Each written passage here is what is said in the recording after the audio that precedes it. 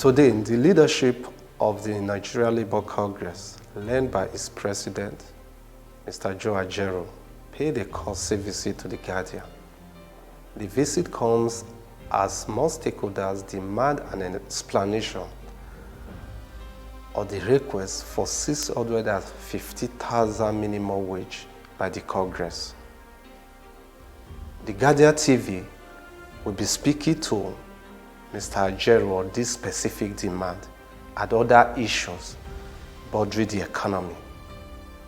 Mr. Ajaero, nice to meet you. Thank you very much. It's good to have you with us this afternoon. My pleasure. This is not the first time we are having minimum wage conversation. We've had it over and over before. Why does it appear that it is different this time? The old minimum wage expired on 18th of April. From 19th, Nigeria has entered a new regime of minimum wage. But since there was nothing, and you know nature abhors a vacuum, our people now said, we can't wait till infinitum. You know, after May, end of May, we can no longer guarantee industrial peace and harmony. So that was the position we communicated to government and Nigerians. And we went back, did a letter formally to the Secretary of the Government and all that. So they have not gotten back to us. Okay, I come to government's ability to pay. The amount you're requesting or you're demanding is about 200% above what the current minimum wage is. And if you look at government income, you look at government ability to pay, you look at our debt, the percentage of our earning that goes into debt, do you honestly think that the government will be able to pay this money? The issue of ability to pay is relative and based on priority.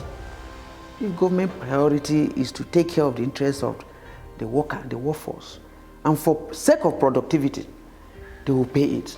We didn't ask so many things. There's no money for Naira for you to drink. No. There's no money for GSM. We assume that the worker should not even own phone. There's no money for communication. There's no money for even security. Assuming yes, street people are contributing. There's no money for savings. There's no money for maintenance of anything. If you have a bicycle or even motorbike or even a motor, there's no provision for it. It's money that you feed and be alive till the end of the next month. So I want you to go through it stage by stage and see whether the worker has anything to save. And that's the most realistic. If fuel subsidy were not removed, what would labor be demanding as minimum wage? Let's assume that fuel is still about 190 per liter or 185 naira per liter. Probably. So what would be your demand? We could have been asking for about 200,000. The government has not responded appropriately, but we are hoping that in the coming days the government will make an offer. And if the government makes an offer, how willing are you to come down from this demand? Labour is thinking of going up and not coming down because of starting. Up to how much? Up to even 1 million. Because of certain variables that are associated with it. After this demand, the issue of electricity tariff came up and all other factors moved up. Because every decision, after this demand, fuel scarcity everywhere, everything pushed up. We are asking ourselves that if we are to meet tomorrow at the negotiating team, we are going to ask for adjustment of this. After this, even the value of the dollar seems to be going up again. So you can't have an economy that the operators of that economy are not checking inflation. They are not even checking the value of their local currency. If it continues to go up, even the 1 million will not be enough. There are assumptions here and there that Nigerian workers are among the least productive workers in the world. Do you agree with this? Nigerian workers, and do you think that is an area that should also concern Nigeria Labour Congress? Nigerian workers are the least paid in the whole world. If you want Nigerian workers to be the most hardworking and be the least paid in the globe, then there's a problem. Now, Nigerians that have migrated from this country, who are working, doing everything, are earning higher, and they are recording as best. The environment for the Nigerian worker to operate is demotivating. You are working in a Nigeria where there is no social safety net, no insurance, no transport, no transportation, no housing, nothing. That's where you are working. And then you have to even mold block, 1 block, 2 blocks, to own your house. No mortgage institution to take care of. Nigeria is the hardest place to work in the whole universe. So that assumption of productivity, I don't know the index they are using. Are they matching it based on work, based on input, based on remuneration, based on what? Let me tell you, let me take the people that work in the power sector.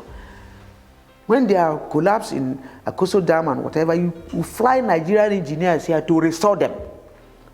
And some other place, Nigerian workers, if you check Nigerian police, all the places they have gone for peacekeeping, they are the best.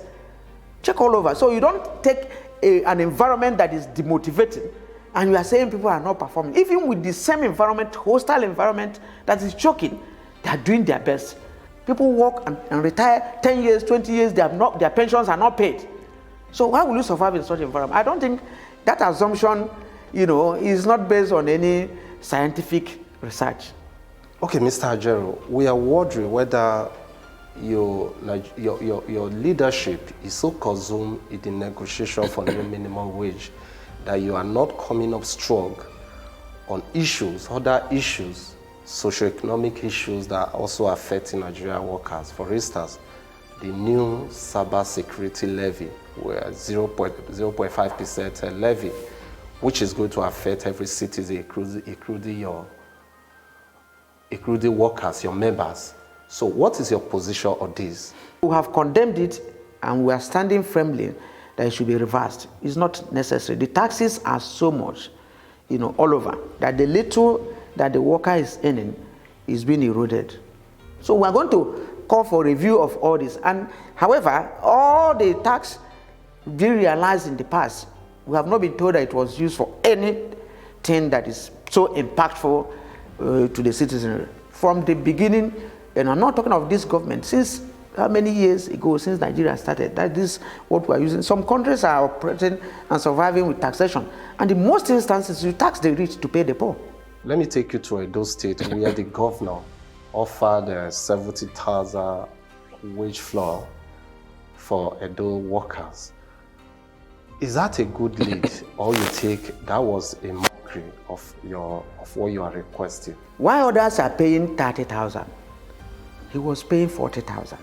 And meanwhile, while others are still on 30,000, the man has said, I will start paying 70,000. But if they increase it tomorrow, if they are created national, I will comply. So I don't see why anybody will say that that man has not done well for the movement. We don't have any other country than Nigeria. And we work together to make sure that Nigeria survives. Some political leaders are collecting what they don't need. When you hear of 82 billion by a governor and all that, you discover that nobody needs it. And meanwhile, in that state, they are owing workers. If greed is limited, is caught, the workers will earn their living. There you have it, viewers. The NLC President has been able to rationalize the new demand by labor. Be sure we will update you as the event unfolds. For more interesting content, interviews and breaking news, do visit our official website at guardian.ng or follow us on all our social media platforms at Guardian Nigeria. Bye for now.